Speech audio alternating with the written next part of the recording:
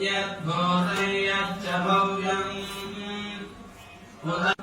यदन्नेनातिरोहति एतावानस्य महिमा अतोऽध्यायामिश्च पूरुषः पादोऽस्य विश्वभूतानि त्रिपादस्यामृतम् दिवि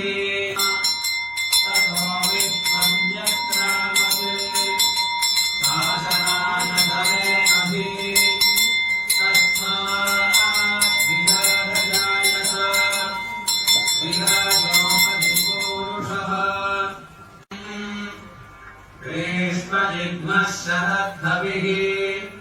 सप्तास्यासन्परिधयः त्रिसप्तसमिधकृताः देव तैयज्ञम् बर्हिः प्रोक्ष्यन्ते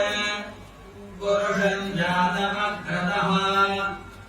येन देवा अयजन्त